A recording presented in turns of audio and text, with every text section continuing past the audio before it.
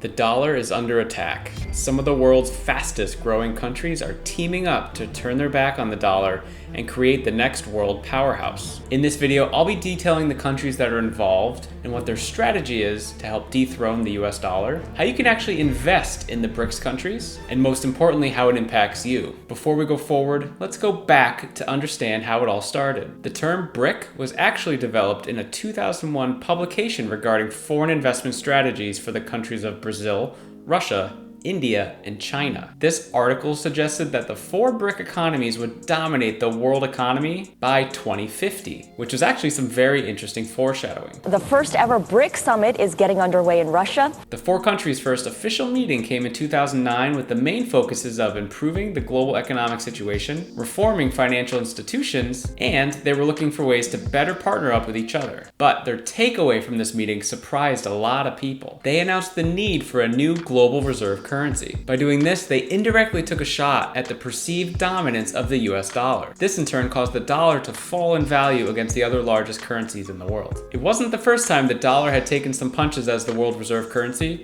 and spoiler alert, it's not going to be the last either. The following year, in 2010, South Africa made a push to join BRIC after formally being invited by China and eventually accepted in by the other BRIC countries. So naturally, the easiest thing to do with the acronym was slap the S for South Africa at the end. And ta-da, BRICS is born. Here's the official reaction to the foreign leaders and their new acronym.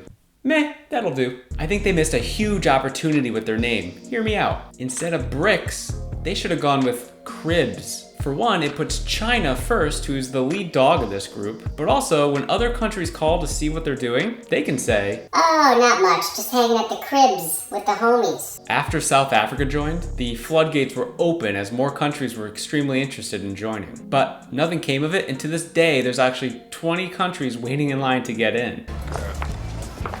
Hi. What's up? End of the line, please. Please. No. Hey, what's up, shorty? What's up, pretty girls?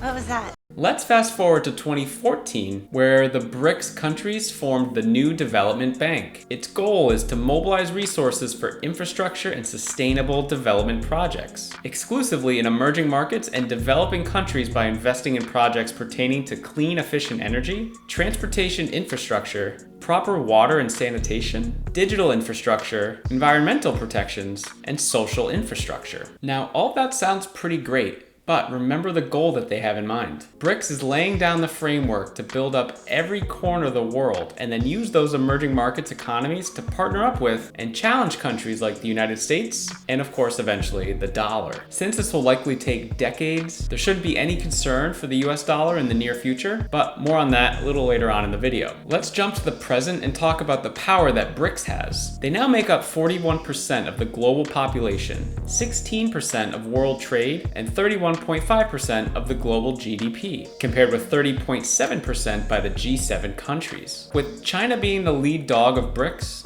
other countries around the world are actually trying to link up with China and impress them like they're a bunch of single ladies at the pool checking out the lifeguard. Additionally, China and Saudi Arabia are teaming up to form a competitor to the petrodollar that is now being called the petro yuan. Maybe more of a surprise is how China has been hosting some other countries around the world, including Singapore, Malaysia, Spain, France, and the European Union. For China, this revolving door of world leaders who are making the trip even though China refused to condemn the actions of Russia invading Ukraine, it's a great opportunity for China to assert their vision for a global order that's not dictated by the United States and the dollar. The best case scenario for China is these meetings could help weaken the United States' alliances, and in the process, China could strengthen their own relationships with these countries. So what kind of an impact will all this have on the US dollar? I did a deep dive on how BRICS is targeting the US dollar and if the US dollar is actually losing value because of it, and that video should be popping up on the screen now. The same Goldman Sachs analyst that pegged the term BRIC back in 2001 just recently spoke out and is calling on BRICS to expand and challenge the dominance of the US dollar. Even the United States Federal Reserve Chair Jerome Powell sees room for more than one world reserve currency. I suppose it would diminish our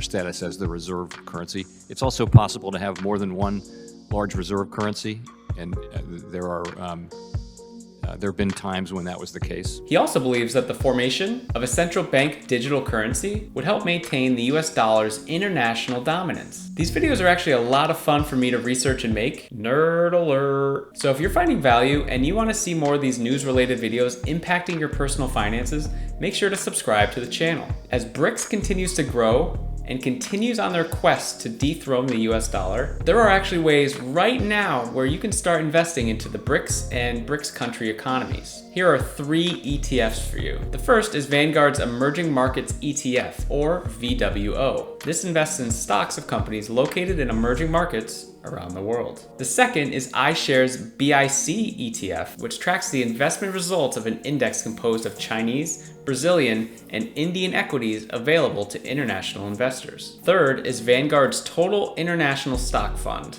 or VXUS, which measures companies located outside the US in developed and emerging non-US equity markets. When deciding on whether or not to invest in the BRICS economy, here are 3 things you should consider. First, even though these markets are some of the fastest growers in the world, the BRICS idea is still a little speculative. In my opinion, of course. So like any other investment, only use money you'd be okay with losing. Second, keep an eye on any announcement about an official currency for this group. They are expected to meet in August 2023, and a lot of experts do believe that this is when they're going to announce the BRICS currency. This could suck away some power of other top currencies in the world, creating an additional market value for BRICS, but I don't think one of those currencies will be the US dollar, and in fact, I don't think the US dollar is going to be impacted anytime soon. Third, instead of investing in individual companies that are in the BRICS network, look into one of those BRICS ETFs I mentioned earlier, or of course find another one that you prefer. This will make your investment a little safer in case 1 or 2 or more of these companies just go absolutely to zero. But like any other investment, make sure to do your own research first. As far as how the news of the US dollar impacts you, I would argue it shouldn't at all. The situation is completely out of your control. So I would recommend focusing on things that are in your control, like making enough income to pay off your expenses, becoming debt-free, and investing for your retirement. To dive deeper on how BRICS is changing the global economy and what its impact actually is against the US dollar, I would watch this video here.